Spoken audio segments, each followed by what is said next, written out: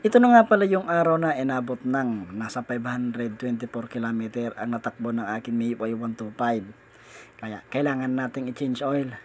Di bali nang hindi maka-change oil yung amo, basta yung MIUI 125 maka-change oil.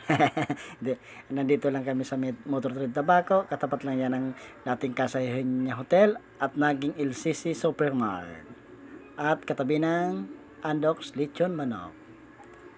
Nandito nga pala kami ngayon para magpa-change oil, kasama ko nga pala dito yung aking bunso at ang aking isang asawa. At tingnan nyo nga pala dyan, nasa 524 na ang natakbo ng aking Mio. Kaya kinakailangan ng dalhin na at pa-check upan na dito sa Motor Trade Tabaco. Nasa under maintenance pa sila ng Motor Trade Tabaco kasi bago pa, hanggang 1 year.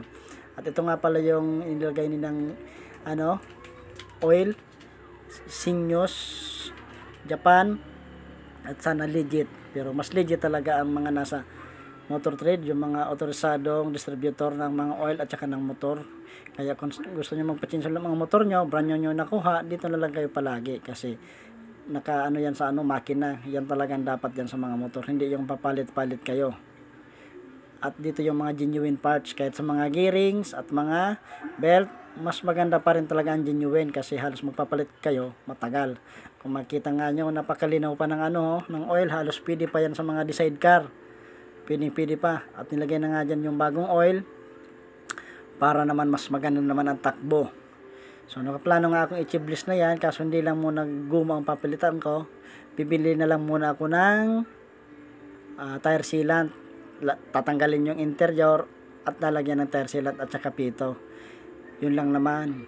At saka hahanginan, okay na kasi mas maganda talaga sa mga scooter type yung naka-tubeless.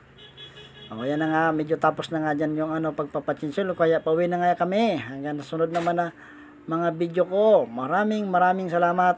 Shoutout nga pala dyan sa iyo, Kuya Col. Kuya Col, salamat!